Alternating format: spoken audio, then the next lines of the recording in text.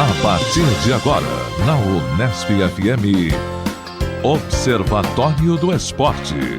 O programa que dá bola a todas as modalidades esportivas.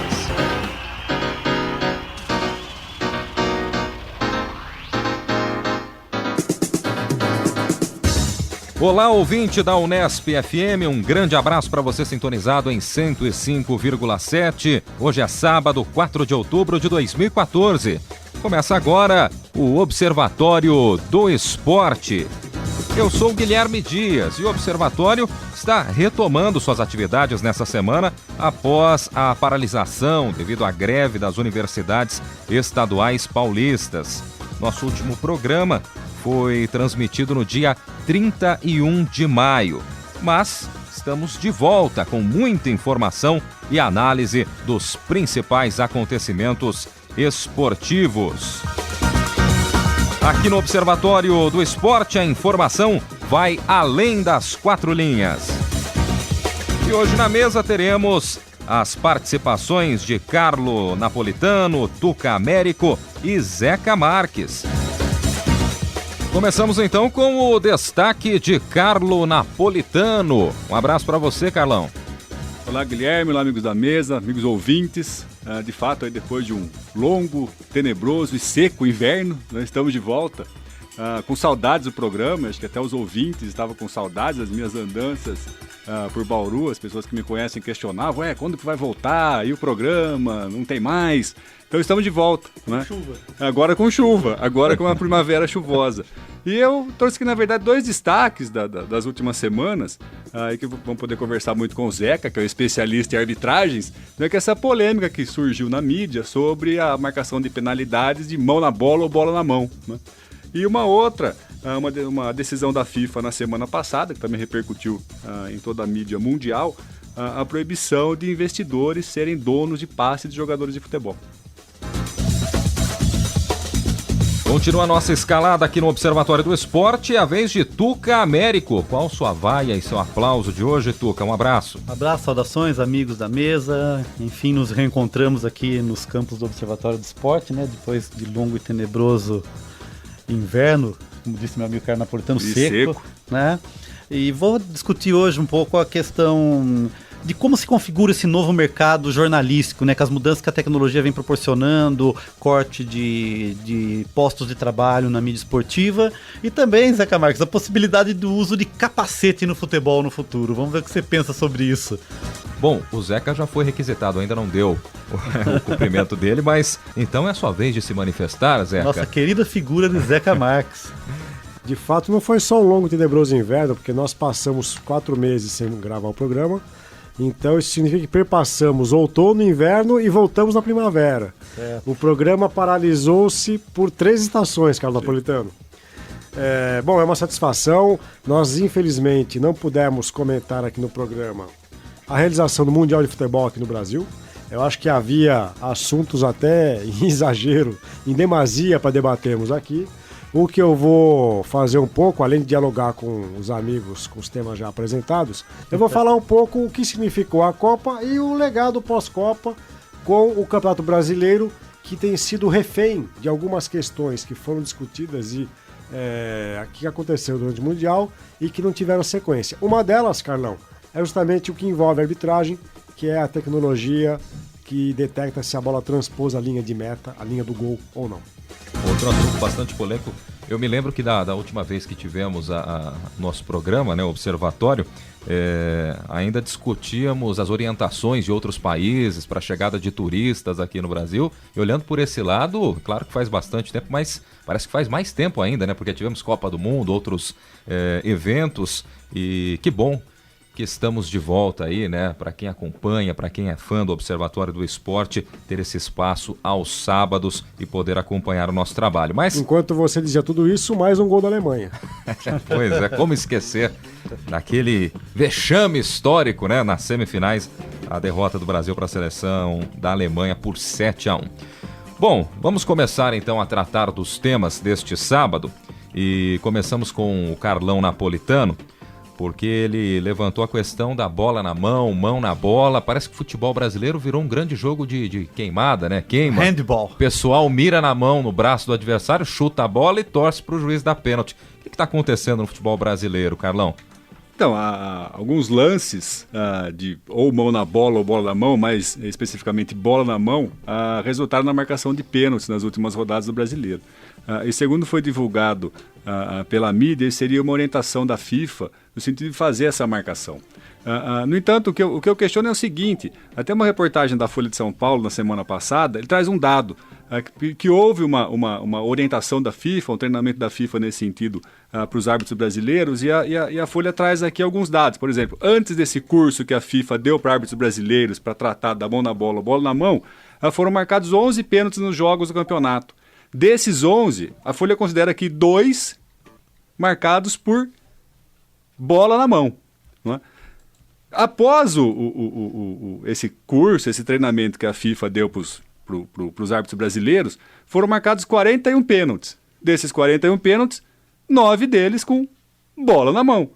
Eu fiz aqui rapidamente um percentual, dá 18% antes do curso e 21% depois do curso. Eu não entendi, Zeca, o porquê de tamanha polêmica, não é? O tamanho de tanta repercussão é uma coisa que é igual, não mudou nada. Eu confesso que não entendi direito a sua aritmética, eu vou confiar nas suas contas. Mas eu acho o seguinte, a questão que talvez tenha chamado a atenção é que num pequeno espaço de tempo houve uma marcação sequenciada de várias infrações, de vários pênaltis, em função da bola ter batido na mão e a mão ter sido tocada na bola de maneira intencional ou não. Então eu acho que o que chamou a atenção, Carlos, é a recorrência do lance num pequeno espaço de tempo e envolvendo jogos transmitidos ao vivo pela TV aberta, né? Se não fossem jogos de TV aberta, talvez a repercussão não fosse tão grande. Mas como eram jogos que envolviam a transmissão de TV aberta, e se envolviam TV aberta, envolviam os grandes, especificamente o Flamengo e o Corinthians, eu acho que isso teve uma repercussão maior, né? Mas continue com o seu raciocínio que eu já quero... Não, que o percentual é o mesmo, ou seja, há uma indicação de que esse curso da FIFA teria influenciado a arbitragem brasileira a marcar mais pênaltis quando a bola bate na mão.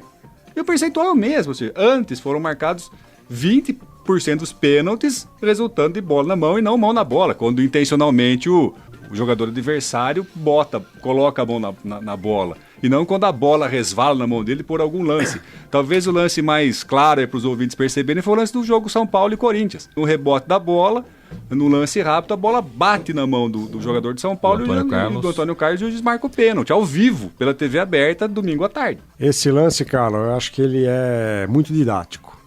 Porque se nós repararmos a reação dos jogadores do Corinthians, do São Paulo, os torcedores do Corinthians que estavam atrás do gol no estádio do Corinthians, a gente percebe que não houve nenhuma solicitação, nenhuma reivindicação de marcação de pênalti. A torcida, ela apenas lamenta o fato de a bola não ter entrado naquele bate-rebate, o goleiro rebate, a bola vai ao encontro da mão do zagueiro do São Paulo. O árbitro não marcou, não anotou o pênalti. O pênalti foi anotado pelo árbitro suplementar, que alguns chamam de cones, vasos, estátuas, enfim. Dessa vez a estátua se pronunciou, o cone se pronunciou. Uma das poucas vezes, aliás, né? E para mim, no meu juízo, eu sei que houve colegas que se manifestaram diferentemente do que eu vou dizer aqui, mas na minha interpretação não houve infração, não houve o aumento da área corporal do indivíduo por estender, abrir os braços. Ele não, em nenhum momento ele quer levar vantagem com o fato de o braço estar no lugar onde estava. E eu acho que o futebol é um jogo jogado com os pés, e para você se manter em pé em velocidade, os braços dão equilíbrio. E ninguém consegue correr com o braço colado ao corpo, né? Então eu acho que os árbitros estão fazendo uma interpretação extremamente equivocada de movimentos naturais do corpo e os movimentos que não são naturais. Quais os que não são naturais? Quando o jogador, de maneira intencional ou não, aí na verdade para mim pouco vale a intenção, quando ele amplia a sua área corporal, abrindo os braços em momentos em que não há necessidade de fazê-lo. Agora, nesse lance específico de São Paulo, o jogador, inclusive, ele toma um susto.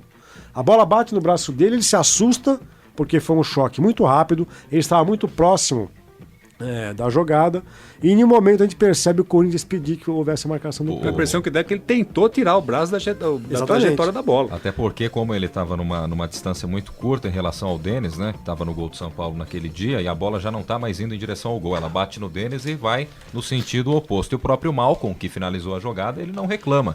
O lance segue, depois a jogada é paralisada e o árbitro acaba dando o pênalti, atendendo o seu assistente. Pois não, Tuca? Bem, eu queria voltar um pouco da gênese dessa discussão na mídia, né, que eu venho percebendo isso há muito tempo. Nós vamos discutir isso daqui a pouco em relação ao mercado do profissional do jornalismo esportivo, e o que eu noto é o seguinte: a mídia pauta a própria mídia, né? A gênese dessa discussão, não sei se vocês perceberam, ela tomou corpo e começou com o Arnaldo César Coelho, no programa Bem Amigos, discutindo uma determinação da comissão de arbitragem, né, da CBF, numa orientação que foi dada aos árbitros. Nesse curso realizado de 25 de agosto a 2 de setembro. Então, nesse ponto, eu acho que é o seguinte, no meu pensamento, se o Arnaldo não tivesse essa informação, que foi ele que levantou isso que está no jornal, que foi pautado nos dias seguintes, que havia uma determinação dada num curso para os árbitros que deviam levar em consideração essa orientação tal, que causou toda essa polêmica, talvez isso nem tivesse sido um fato tão veiculado na mídia. Porque a gente sabe que o Arnaldo ele tem um acesso muito grande ao comitê, aos assuntos que envolvem arbitragem, não só em relação à CBF, mas também em relação aos bastidores da FIFA. Né? Então, do meu ponto de vista, eu tenho praticamente certeza, se o Arnaldo não levantasse isso, porque muita gente assiste esses programas. Sabe qual a questão, Tuca? Fonte. A imprensa esportiva, as televisões, tanto de TV aberta como TV por assinatura, elas pecaram, para mim, de uma maneira muito grave. Porque, primeiro, demoraram para identificar a raiz do problema, que é o que você acaba de citar. Sim. Esse minicurso proferido por instrutores oficiais da FIFA. Segundo, eles faziam leituras de lances do futebol brasileiro e não comparavam lances idênticos que aconteciam nos campeonatos europeus, que as mesmas televisões transmitem, e lances em que as arbitragens europeias não marcavam as infrações que os brasileiros começaram a marcar. Então é interessante, eles fizeram uma espécie de salvaguarda dos campeonatos internacionais que transmitem, e não fizeram a discussão comparativa. Esses instrutores que vieram para cá, um deles eu conheci pessoalmente, é o Oscar Ruiz, um árbitro colombiano, um estupendo árbitro, apitou várias finais de Libertadores da América, e é alguém que eu acho que tinha uma experiência enorme para poder ser um instrutor. Um outro árbitro, que é o Jorge Larionda, uruguaio, é engraçado um árbitro ser instrutor da FIFA quando ele ficou notabilizado para a história como tendo protagonizado um dos maiores erros de arbitragem em Copas do Mundo. Ele era o árbitro do jogo Alemanha-Inglaterra na Copa 2010, quando a Inglaterra anota um gol, o Lampard chuta a bola entra 1 metro para além da linha de meta, e ele não considera gol. Obviamente que a decisão não era exatamente tecnicamente dele, era do seu assistente. Bandeirinha. O popular Bandeirinha. Mas é interessante notar que o Larionda, que entra para a história como tendo cometido um dos maiores erros de arbitragem da história das Copas e, portanto, da história do futebol, seja agora um árbitro, um instrutor oficial FIFA. Eu não estava presente no curso, obviamente, não sei como as coisas foram transmitidas, como foram discutidas e, o pior, como foram assimiladas. O que tudo indica é que os árbitros brasileiros assimilaram mal e a imprensa assimilou pior ainda. Sim. Pior ainda, né? Tanto de acontecer uma nota da FIFA com desmentidos e não, tal, posteriormente. E o pior, Tuca, os árbitros que comentam arbitragem nas televisões, tanto de canais por assinatura como canais abertos... Que é um fato brasileiro, isso? Que é um fato brasileiro, mas na Europa também existe. Eu fiquei um tempo em Portugal e nas TVs abertas também há ex-árbitros que passam a trabalhar com comentaristas de arbitragem. Comentaristas de arbitragem. Os árbitros brasileiros embarcaram no engodo dessas decisões, que era um fato novo. A FIFA em nenhum momento determinou uma nova resolução para aplicação da regra, da infração, né, que é a regra 12. Em nenhum momento saiu esse comunicado da FIFA. Parece que foi uma invenção da CBF, uma preocupação exagerada que só confundiu a cabeça dos árbitros. E a pressão da mídia, né, da discussão. Uma exceção, o árbitro Oscar Roberto Godoy, que aliás, durante muito tempo, acho que até hoje, sediado em Rio Preto, vizinho aqui de Bauru.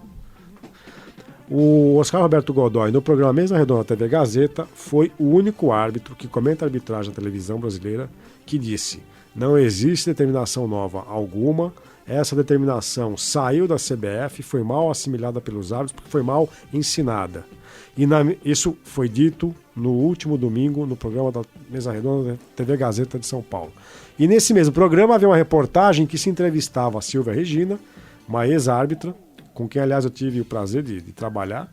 E a Silvia Regina hoje é a instrutora oficial da Federação Paulista de Futebol. Ficou um pouco estranho. Ficou estranha a participação dela, porque ela foi depois desmentida pelos próprios jornalistas da TV Gazeta, no sentido de que ela teria feito uma interpretação completamente equivocada da regra de jogo. Então vejam, quando a imprensa não consegue fazer a mediação do fato, discutir, jornalistas que nunca abriram um livro de regras começam a comentar sobre aquilo que não sabem, obviamente que a cabeça do telespectador fica muito mais confusa.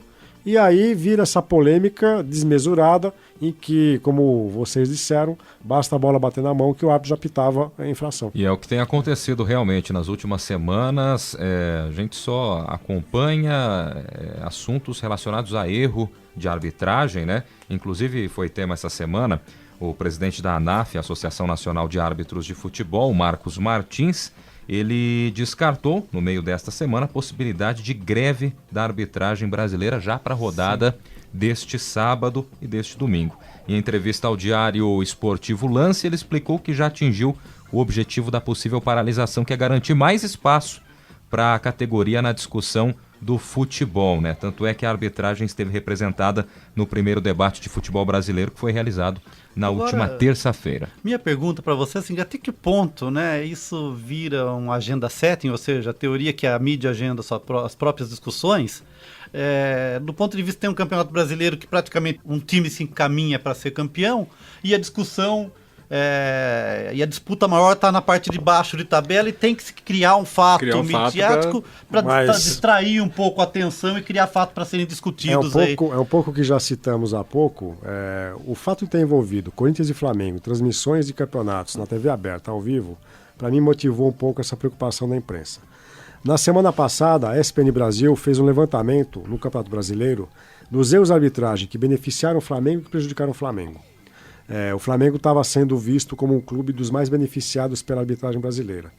No levantamento da ESPN e na análise dos próprios jornalistas da casa, o Flamengo teria sido beneficiado em 6 ocasiões e teria sido prejudicado em 5. Ora, meus amigos, se nesse saldo é apenas um benefício para o Flamengo... Está dentro da margem de erro. Está dentro de todas as margens de erro de qualquer que seja a competição. É aceitável, né? Então eu acho que é mais ou menos o que você disse, Tuca. Querem chamar atenção, querem apimentar um campeonato que navega em águas muito tranquilas, porque o Cruzeiro nada de braçadas largas para conquistar o bicampeonato. É um belo percentual. Desses 11 pênaltis marcados com bola na mão, em 4 o Flamengo está envolvido. E outro assunto, até para a gente ilustrar um pouco mais esse assunto da arbitragem, né? Claro que a gente tem outros temas também hoje aqui no Observatório do Esporte. A utilização da mídia, né, por parte dos atletas cada vez mais para justificar, às vezes, derrotas dos seus clubes e outras circunstâncias. O caso recente do Emerson Sheik, que foi até a câmera para reclamar da expulsão. Richarlison, que outro dia no jogo entre Vitória e Palmeiras também, no intervalo, foi até a câmera para reclamar diretamente da CBF, do cartão amarelo. O pessoal tá reclamando demais, utilizando muito a imprensa para fazer isso, né? Eu acho que o jogador de futebol brasileiro, ele desconhece o potencial de comunicação que ele tem à sua disposição para poder ser mais influente nos destinos da própria atividade.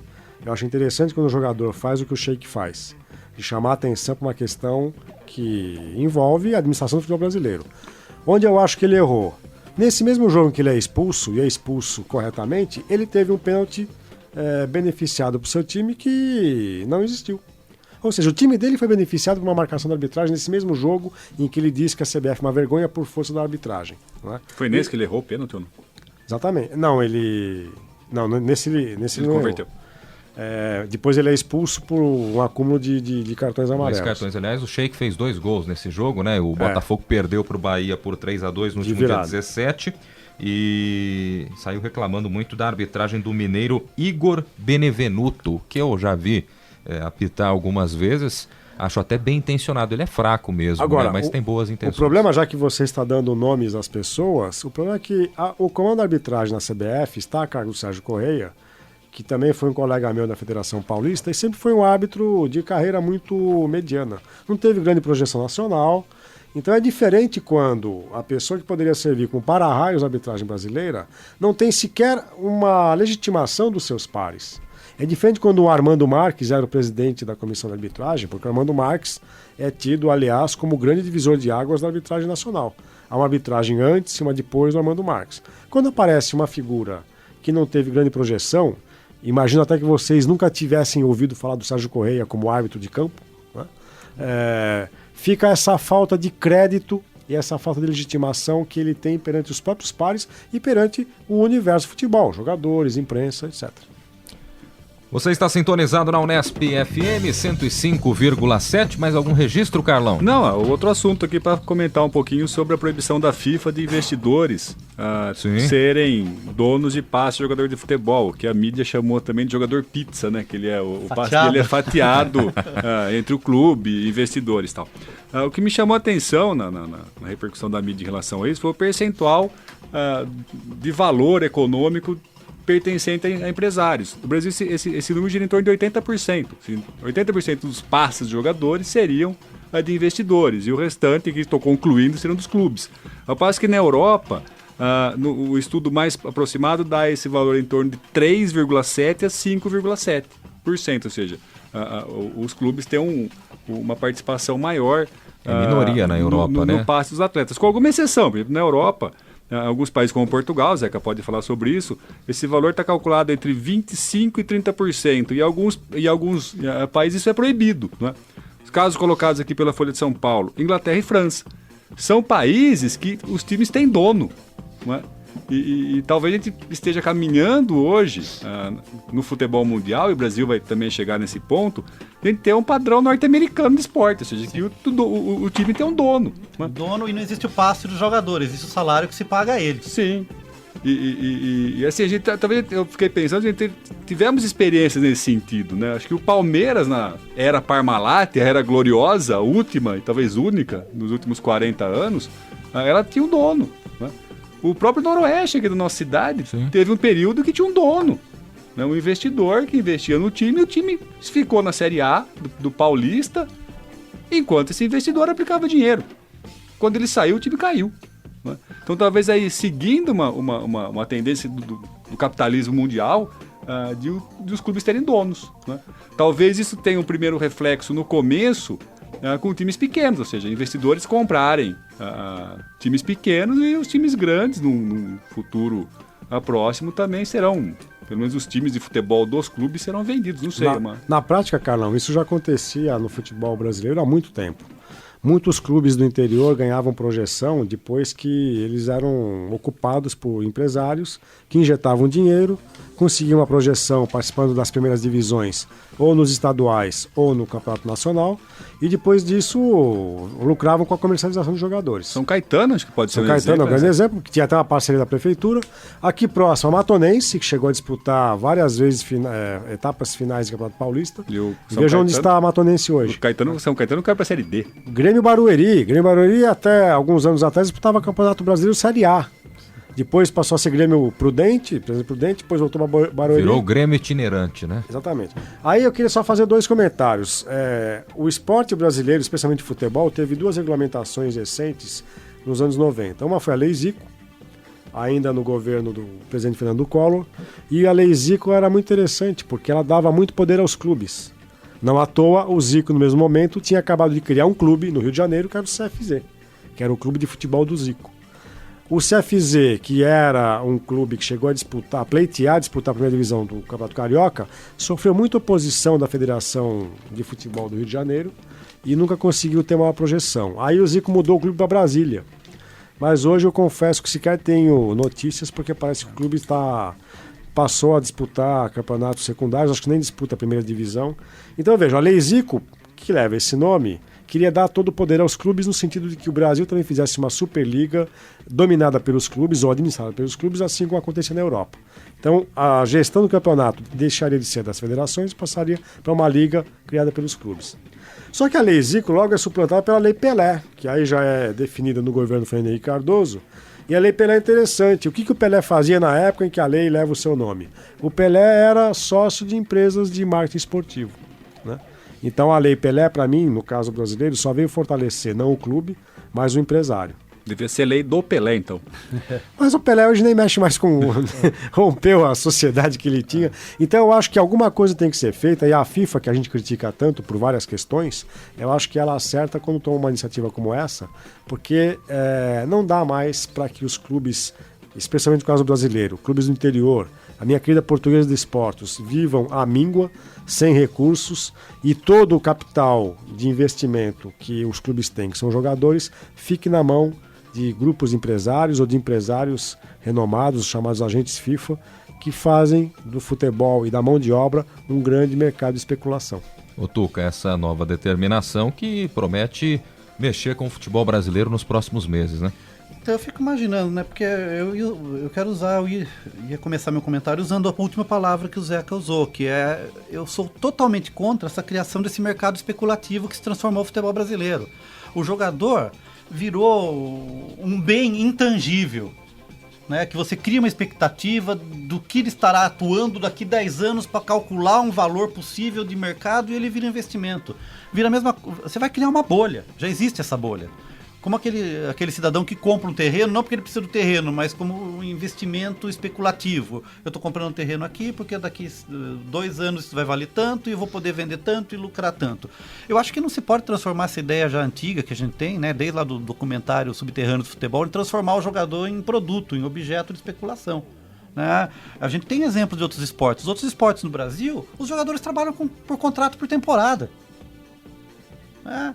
Eu não tenho que estipular um valor maior de mercado para aquele jogador. Como que pode um jogador, quanto venderam o Neymar lá, o Hulk?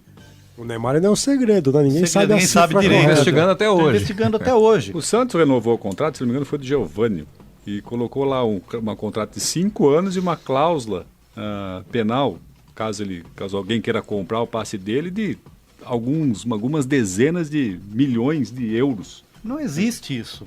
Super valorizou o atleta. Isso começou a acontecer também como um antídoto dos clubes para que pudessem lucrar alguma coisa com a venda de jogadores. Aí você desvirtua E aí, a ideia principal do esporte. E aí acontece o seguinte: o jogador às vezes está chegando ao fim do contrato, ele não quer renovar com aquele clube, o que ele força? Ele força ou a ruptura do contrato, ou então que o contrato acabe vencendo para ele poder fazer uma transferência a custo zero. O caso do Ganso no Santos foi mais ou menos isso. O Santos praticamente não lucrou nada com a venda dele, porque ele forçou um rompimento de contrato, ficou ali no limbo durante algum tempo até que conseguiu a transferência. O caso do Wesley, mais recentemente no Palmeiras, é um atleta até que o Palmeiras gostaria de ter algum fruto, algum retorno financeiro. Já está apalavrado com o São Paulo, o contrato dele está acabando no Palmeiras, está encostado por lá, parece que Palmeiras vai ter agora oportunidade de novo. Palmeiras que eu achei até que o Carlos Napolitano ia se manifestar, mas nós não gravamos o programa em função da paralisação no centenário do Palmeiras, Carlos Napolitano. Eu queria que você dissesse algumas palavrinhas breves para o nosso ouvinte, já que Bauru e região é uma cidade recheada de palmeirenses. Sem comemoração nessa época, Zeca. Não estou animado com o meu Mais time. Mais preocupação do que comemoração. Nem com o centenário. Mas vejam que no último sábado houve o primeiro evento teste da Arena Palmeiras. Aliás, não é nem Arena Palmeiras, Allianz Arena, que é o nome do patrocinador, uma empresa de seguros. Houve evento teste e eu confesso a vocês que o novo estádio do Palmeiras, para mim, vai ser um dos mais interessantes e fascinantes das novas arenas, novos estádios que o Brasil ganhou. Esse não foi por causa da Copa do Mundo, mas já que a Copa do Mundo veio para cá, nós tivemos vários recintos novos. Eu acho que o do Palmeiras, para mim, me causa um fascínio, que deve ser um ambiente espetacular para a prática do futebol. E o que a gente torce é que possa, nesse novo estádio... Que haja jogadores para jogar nesse campo. Exatamente, então, grandes jogos, né? Eu queria puxar um pouco esse assunto do centenário do Palmeiras, né? Que tem a ver com o que a gente estava discutindo nessa especulação, nesse valor exacerbado que existe hoje do preço do jogador. Um dos problemas da crise do Palmeiras é a recusa do clube em assumir esses valores absurdos de mercado do jogador. né? É um pouco ir contra a maré e o time está pagando o preço dessa decisão, de não entrar nesse jogo absurdo, especulativo do preço de jogadores. Foi assim que perdeu o Kardec. Foi assim que perdeu o Kardec.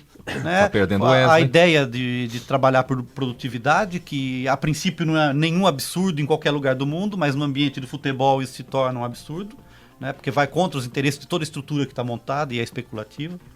Então o Palmeiras está pecando um pouco nesse sentido de que ter essa vontade de colocar ordem nesse mercado, que não vai conseguir remar contra a maré, com certeza. Você está sintonizado em 105,7, é o Observatório do Esporte deste sábado, né? Retornando neste sábado, dia 4 de outubro. Então vamos de Tuca Américo e suas pautas de hoje. Eu queria levantar um tema muito importante hoje, né? Voleibol. Não, o voleibol está o voleibol tá em alta no Brasil, né? A gente pode falar disso mais à frente.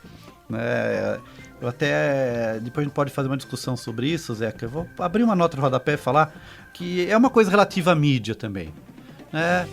Existe uma cobrança hoje em relação ao voleibol, e especialmente o vôlei masculino, que ele é o eterno vice, né? Desde 2010 não levantam um troféu e está sempre vice. Então olha o absurdo que a gente masculino. O masculino. O feminino está bem, né? Mas olha o absurdo onde chegou. Olha o tipo de mídia que a gente tem, que está questionando um time que há décadas está entre os 4 melhores do mundo em todas as modalidades, e a mídia fica lamentando porque ele é vice. Eu queria ter uns 5 esportes no Brasil que a gente tivesse entre os 4 lugares medalhistas olímpicos. E é interessante que nesse tempo todo o Brasil tem se mantido com certo protagonismo e os adversários têm variado. Tem variado. Porque uma hora a Itália que era o grande adversário Sim. do Brasil, depois passou a ser a Rússia, agora é a Polônia. E o Brasil se mantém como o finalista de quase todas as competições. Então acho que essa necessidade do brasileiro, ou ele é o vice nosso, nunca valeu nada, né? Então acho que a gente precisa parar um pouco de pensar. Depende, assim. alguns valem bastante. Alguns valem bastante, né? Mas eu acho que é complicado uma mídia que pauta isso, que vê sempre pelo lado negativo um esporte que é referência mundial. Agora, é interessante notar também que o vôlei, durante muito tempo, passou a ser um exemplo de gestão do esporte no Brasil, em função do que foi feito pela Confederação Brasileira de Vôlei, e os grandes homens do vôlei migraram para o futebol, né? O Zé Roberto Guimarães, o Bebeto de Freitas, o Brunoro, o José Carlos Brunoro, e hoje... O presidente do Comitê Olímpico, Carlos Nussmann, foi quem iniciou todo esse processo de modernização do vôlei brasileiro. E hoje é o presidente do Comitê Olímpico Brasileiro. Vejam que o mar de lama que invadiu a Confederação Brasileira de Vôlei, inclusive com matérias feitas pelo Lúcio Castro da ESPN Brasil, é algo que não teve resposta. Sim, eu acredito que isso é um problema endêmico em qualquer lugar do mundo. Você pode tomar como exemplo macro a FIFA. A partir do momento que uma coisa dá certo, começa a envolver volumes mais importantes de dinheiro, que tem um bolo publicitário, porque dá retorno em mídia, isso acaba se transformando em uma fonte de corrupção. É uma pena. O que vale a pena recordar é que parece que até todo esse escândalo de corrupção não afetou efetivamente os times em quadra. Os times continuam fazendo o que tem que fazer em todas as categorias de quadra e areia, né? Mas só fica esse registro porque eu acho que a gente tem que acreditar e incentivar as equipes que estão tendo destaque em nível mundial. Tá no auge, né? Tá no auge há muito tempo. Há muito tempo. E a mídia cobrando, perdeu mais uma. Mas eu acho que até alguns jogadores e o próprio técnico do time masculino, eles não souberam perder. Sim. E logo após a derrota, eles começaram a dar desculpas porque perderam. Acho que contaminando essa pressão. Só um jogador que deu uma entrevista logo na sequência, ainda no calor do jogo, falou: foi uma pena. Ficamos em segundo. Poderíamos ter ganho, mas ficamos em segundo. Mas aí... nas duas competições, né, até para a gente lembrar o nosso ouvinte, nas duas competições mais recentes no masculino, perdeu a decisão da Liga Mundial e perdeu também o Mundial da categoria mais recentemente para a Polônia. E havia pedido a final também, dos Jogos Olímpicos para a Rússia. Os principais torneios, né, perdendo sempre na decisão, só que é claro, né, o que a gente vem falando. Deveria se valorizar mais o destaque do esporte, sempre chegar nas primeiras colocações, o que no Brasil a gente sempre fala no futebol, mas a gente vê também que nas outras modalidades não está valendo nada. É outra né? época, outro contexto, mas tem a geração de prata que até hoje é lembrado. Sim, e você tem uma renovação. Acho que poucos esportes conseguem manter essa renovação constante durante mais de uma década. Sim. Né? Então fica aí meu Tem só um repúdio. dado que eu acho interessante, o fato de os treinadores das seleções brasileiras, tanto masculina como feminina, se manterem no cargo há muito tempo. Né? Então, o Bernardinho é técnico da seleção masculina há muitos anos, era da feminina, migrou, e ele fica trocando de lugar com o Zé Roberto Guimarães. Né? Então, acho que isso é uma questão interessante, que poderia servir de exemplo para o futebol. Nós trocamos de técnico a cada competição. Eu acho que essa questão, você pega, Zeca, qualquer esporte que tem sucesso, você tem, não só, eu acho que a grande sacada do vôlei é que você não tem só técnico, você tem uma equipe. Mas o vôlei não perdeu de 7 sets a 1. Até porque não tem como, né? Tem como. Mas você tem uma continuidade, uma equipe técnica que trabalha exaustivamente, analisando seus adversários, você tem todo aquele processo de evolução. Mas eu acho que isso no futebol brasileiro é um sonho, é uma utopia, né? Que vive muito de resultado. Né? Bem, vou entrar aqui na minha pauta do programa de hoje, né? Que é uma coisa preocupante. Na semana passada, o jornal esportivo Lance fechou a sua redação na cidade do Rio de Janeiro. Né? Foram 30 jornalistas demitidos, desligados. Tá? E o presidente Walter Matos Júnior, do grupo, ele postou lá para os demitidos e para a equipe uma carta. Né? Então vou pedir aqui licença para ler um pequeno parágrafo da carta e depois a gente pode comentar em cima. Que eu acho que isso é um desafio que acontece hoje nas atividades de mídia, principalmente no jornalismo e especificamente aqui no nosso caso, no jornalismo esportivo. Então, nas falas do presidente Walter Matos Júnior, precisamos nos reinventar o modelo econômico da empresa, adequando custos, reinventar principalmente a nossa forma de trabalhar, racionalizando recursos. O nosso desafio é atender às demandas desse novo mundo, mantendo os padrões de qualidade, as exigências de volume de informação e os valores de independência, credibilidade e profundidade jornalísticas que há quase 18 anos norteiam nossas ações. Resumindo a ópera,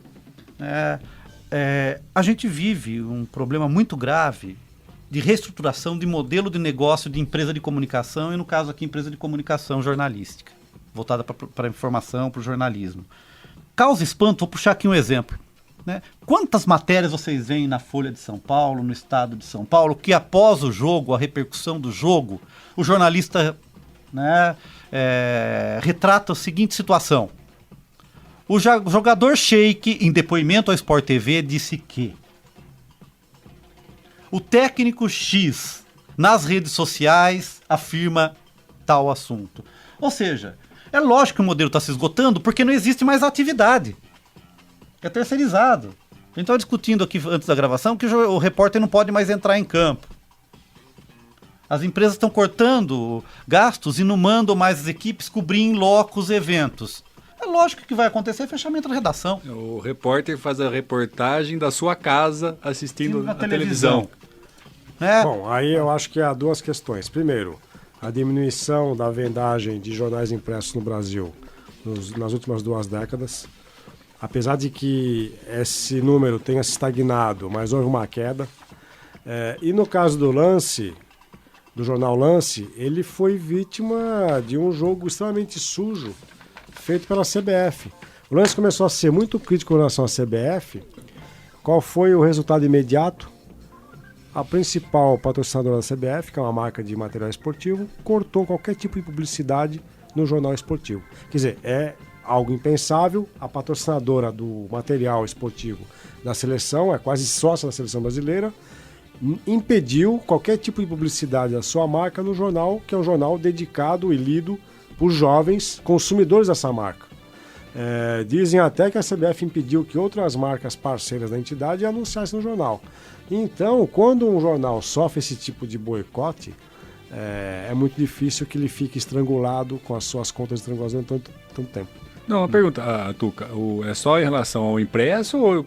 Porque tem um portal também, né? Tem um portal. Hoje o jornalista tem essa formação múltipla que tem que atuar... Mas o Lance continua com o seu portal na internet. Net. Somente continua. O jornal impresso que pelo jeito... Ele fechou a sua redação no Rio de Janeiro. Ou seja, de alguma forma essa cobertura do Rio de Janeiro vai ser feita sem jornalistas locais. Né? Por isso eu citei esse exemplo que Sim. é feito via assistindo o jogo pela TV a cabo, né? Outra coisa também, Zeca, é o monopólio da transmissão esportiva via televisão, e esses grupos de mídia que estão envolvidos, que têm os direitos de transmissão, acabam sufocando aqueles que não têm esse privilégio.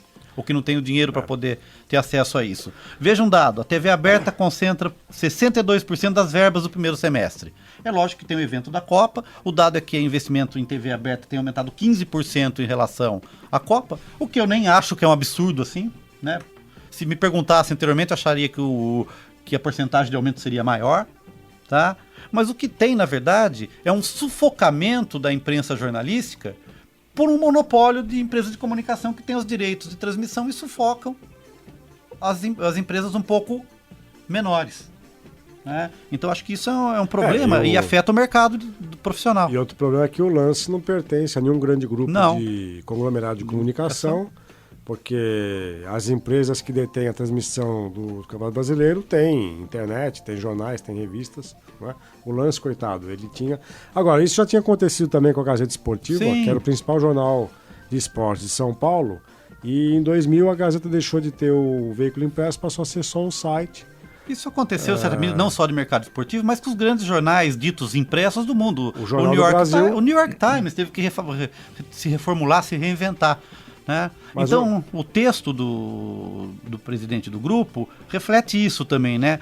O grande questão hoje, a gente tem aqui, a gente pode até marcar isso como uma pauta posteriormente, a gente tem alguns professores aqui da Unesp investigando isso.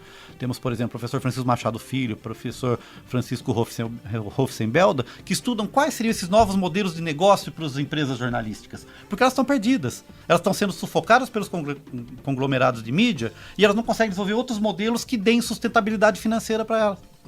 Aí é um problema. Se o grupo ou o veículo é muito crítico com relação à entidade com quem ele faz negócio para transmitir aquele evento, acontece com o que aconteceu com o lance, deixa de ter os patrocínios das marcas que apoiam a entidade. É claro que a gente está falando do... Ou seja, não é jornalismo. A gente está falando do Diário Lance, né? E entramos até na questão Gazeta Esportiva.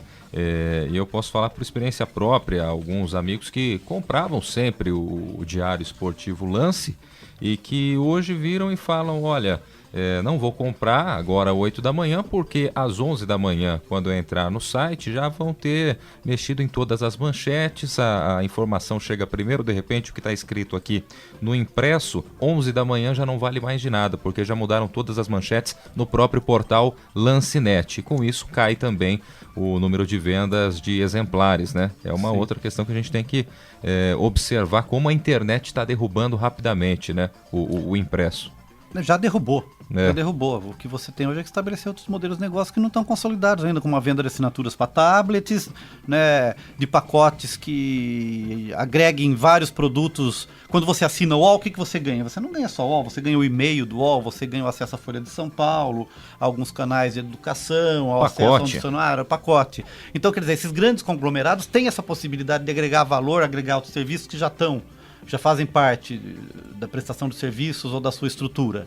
Agora, um jornal, um portal como o NET, que estava voltado exclusivamente ao esporte e que acaba virando concorrente dessas empresas, ele tende a ser sufocado. Com muita sorte, essa empresa seria comprada por um grande conglomerado, né, e que incorporaria seus funcionários, mas não é nem isso que está acontecendo. Ô, Tuca, basta fazer uma pequena investigação mercadológica aqui, né? O único que lê o jornal impresso e traz as notícias impressas sou eu, né? Verdade. Todos vocês procuram na internet. Eu leio o mesmo jornal na internet. Eu assino a Folha de São Paulo, mas ela chega em São Paulo, cara. Mas eu tô pensando em ter assinatura só no final de semana. Que existe essa possibilidade. Você consegue acessar o jornal pela internet.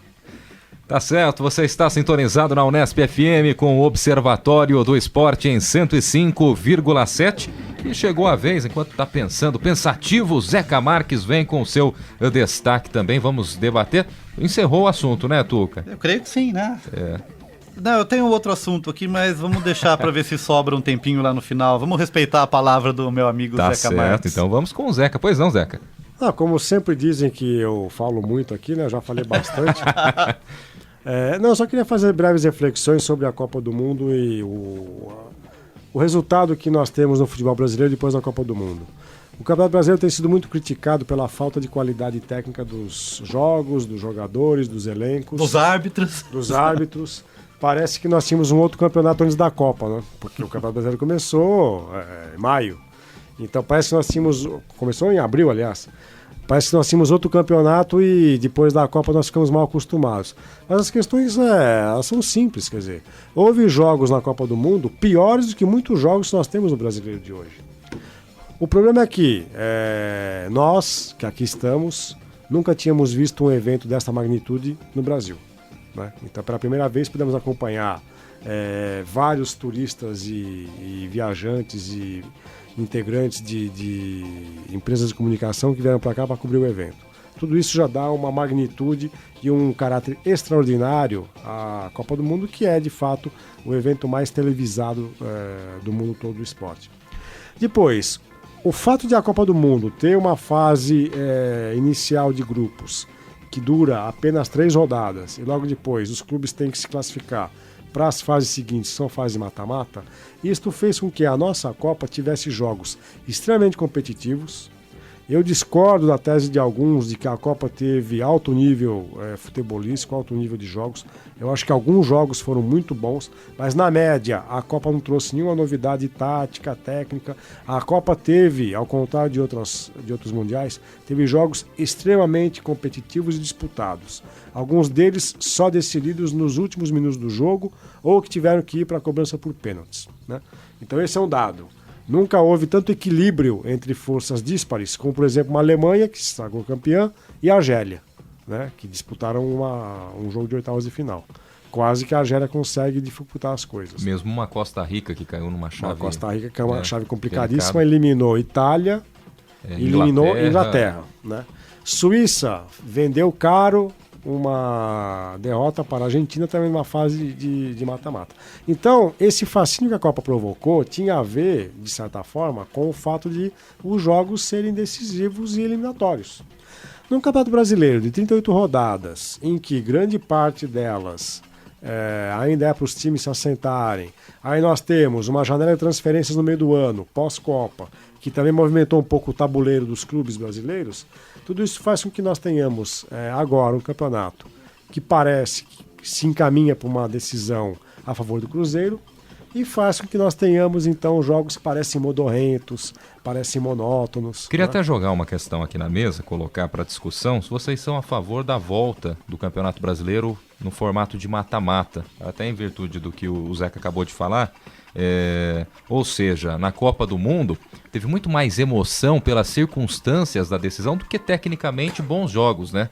Então, de repente, um jogo entre Inglaterra e Itália, ou Inglaterra e Uruguai, ou Itália e Uruguai, ainda na primeira fase, não foram partidas brilhantes, pensando tecnicamente, mas foram partidas decisivas, isso aumentava, né? Então todo dia na TV você ligava e tinha lá uma partida decisiva e isso, claro, gera mais atenção, gera um pouco mais de emoção para aquilo.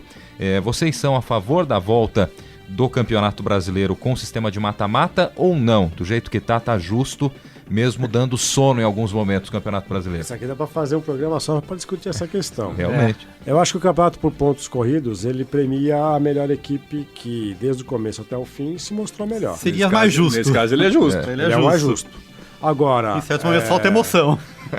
Vejam que as principais competições do mundo, e não só no futebol, não funcionam desse jeito.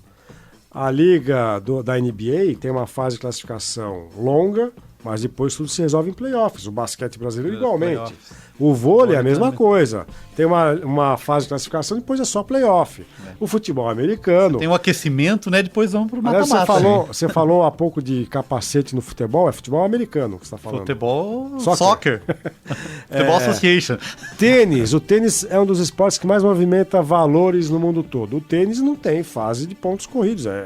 Tem a corrida do campeão que no final do ano, mas as grandes competições são em jogos eliminatórios. Perdeu, tchau. Até porque, até em cima disso para completar, se um time está bem na Libertadores, a gente sabe que as datas batem, finais de Libertadores e início do Brasileirão. Ele não consegue brigar lá na frente pelo título, dificilmente ele vai brigar. Agora, se você tem um sistema em que 8 equipes avançam para um mata-mata, esse mesmo time que de repente priorizou a Libertadores e não começou o Brasileiro tão bem, ele passa a ter chances lá no final do Brasileirão. Mas eu não sei se é a solução. Mas só para concluir meu raciocínio. No futebol, as principais competições do mundo, as mais emocionantes, são todas elas em sistemas de eliminatórias de playoffs. Liga dos Campeões, Libertadores da América, Copa do Mundo. Os campeonatos mundiais, os Jogos Olímpicos. Há uma fase inicial que, por exemplo, na Copa do Mundo, a fase inicial tinha 3 rodadas. Então cada seleção jogava no mínimo 3 vezes. Né? Até para treinar um pouco, né? Porque qual que é o problema desse modelo para um campeonato com 20 equipes? Se a gente faz uma fase eliminatória, metade dos times, ou 2/3, vão cair muito cedo. E aí tem problemas de calendário, tem problemas de folha de pagamento, como é que eu vou manter um time que não joga, que foi eliminado antes. Então, os pontos corridos, eles cumprem uma função que eu acho interessante. Agora, eu acho que o grande problema nosso é a sequência e a coexistência de várias competições simultâneas que geram uma certa overdose no calendário do futebol brasileiro. O outro problema, ainda em cima da overdose no futebol brasileiro, que a gente tem observado nesse ano, nessa temporada, é que, de repente, os times que investiram um pouco mais, eles perdem determinadas rodadas dos seus atletas porque bate com a data FIFA, e o Brasil é um dos únicos países que continua com movimentação, continua com rodada do Brasileirão, com jogo decisivo da Copa do Brasil, mesmo quando os principais atletas estão à disposição das seleções do seu país. Como a seleção brasileira nunca joga em território nacional nos últimos anos, são sempre amistosos convocados ou agendados pela patrocinadora. E amistosos que acontecem nos Estados Unidos, em Londres, na Inglaterra, no Oriente Médio. Então acho que esse é o problema. O Brasil parece que não sente necessidade de parar o campeonato porque o jogo sequer acontece no Brasil. Acho que é um equívoco tremendo. Data FIFA tinha que ser respeitada, o campeonato tinha que ser paralisado durante 10 dias, 15 dias em função da data FIFA. Isso é aquilo que virou um jargão também, né? O 7-1 que o Brasil sofreu na Alemanha tem explicações em todas essas questões que a gente debate. Bom, outra questão que eu queria levantar, já que estamos nos dirigindo para o fim do programa. O programa da retomada, Tucamérico. Sim. Na Copa do Mundo houve um certo fascínio, as empresas de comunicação sempre têm um fascínio assim absurdo por tecnologias e novidades tecnológicas. Houve um fascínio, para mim, desmesurado com a tecnologia do gol, a bola que transpôs ou não a linha de meta. Né? É uma tecnologia desenvolvida fora do Brasil, na Europa, e ela foi instalada em todas as traves, em todas as metas dos estádios da Copa do Mundo. O sistema foi acionado, de fato, e de maneira decisiva, num único jogo, que foi um jogo da França no estádio Beira-Rio, em Porto Alegre. Né? Um jogo contra Honduras. E de fato era difícil para a arbitragem identificar se a bola tinha transposto a linha de meta ou não. Era o árbitro brasileiro, Sandro Meirahit, que estava apitando naquele jogo, e ele entrou para a história como o árbitro que validou o primeiro gol da história do futebol mundial, com a tecnologia auxiliando a identificação do tento ou não. Né? Por que os estádios da Copa, que têm essa tecnologia instalada, não estão utilizando a mesma tecnologia? Que havia sido uma promessa da utilização durante um período. Os estádios ficaram com os equipamentos instalados. Né?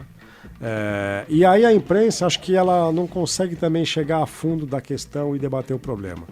O Campeonato Brasileiro teve um caso no último final de semana, de um jogo no Pacaembu, entre Santos e Goiás, em que a bola transpôs a linha de meta mais de 1 metro.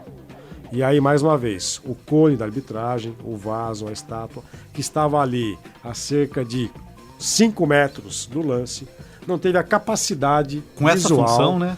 Ele está ali para isso, para verificar. Na verdade, a criação desse árbitro de linha de fundo é para identificar infrações dentro da área e para identificar se a bola transpôs a linha de meta ou não. E resumindo, as pessoas continuam se abraçando dentro da área e não acontece nada, a bola entra e não acontece nada. Sim, ele estava a 5,5 metros, 6 metros da linha de meta e não conseguiu observar uma bola que transpôs em mais de 1 metro. Liga, Carlão. Eu posso colocar mais uma coisa na tua questão dos estádios? A questão dos assentos.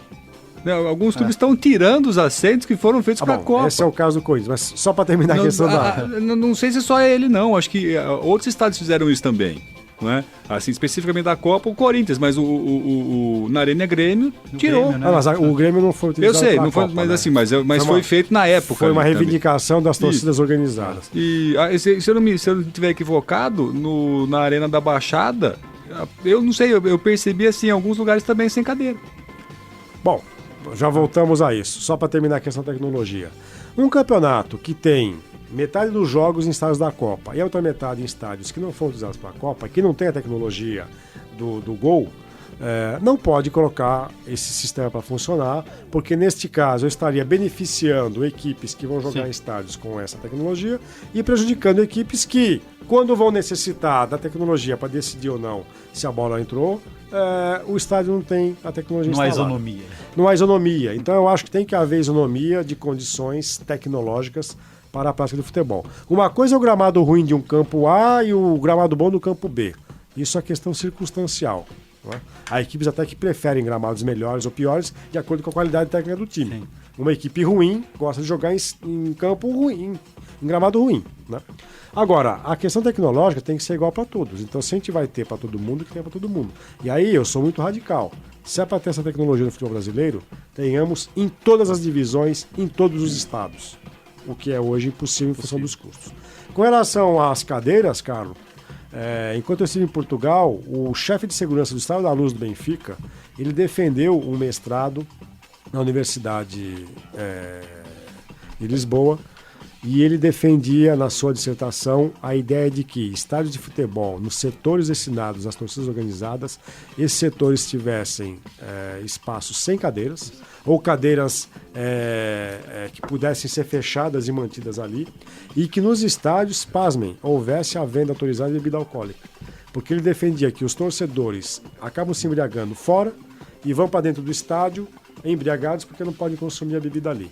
E que o uso da cadeira faz com que haja muita depredação. Isso aconteceu no Corinthians, no estado do Corinthians com o Palmeiras. Redução de dano. Redução de dano e o fato de que essas torcidas gostam de ter coreografias que a presença das cadeiras impedem que elas aconteçam da maneira como eles querem. Tipo o avalanche gremista, né? Tipo o avalanche gremista.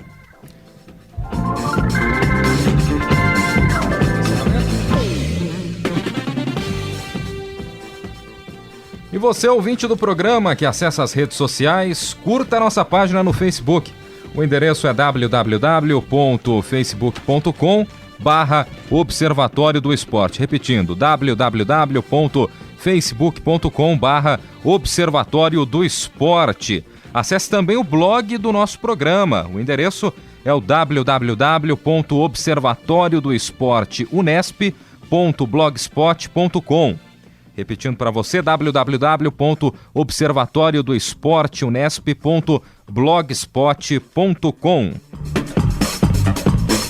O Observatório do Esporte chega ao fim nesta retomada. Toda apresentação minha, Guilherme Dias. Comentários de Carlo Napolitano, Tuca Américo e Zeca Marques. Equipe de reportagem formada por Fernando Martins, Lucas Rueles, Heitor Facini, Thiago Pavini, Vitor Almeida e Vinícius Passarelli. A direção é de Fábio Fleury, com produção técnica de Silvestre Oliveira.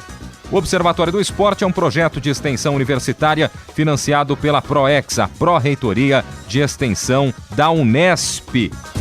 Um grande abraço para você, lembrando que amanhã tem transmissão das eleições na Unesp FM, já a partir das 9 horas da manhã, todo o trabalho, e ao longo de todo o domingo você fica bem informado e acompanha a movimentação das eleições 2014. E o Observatório volta no próximo sábado. Observatório do Esporte, informação além das 4 linhas.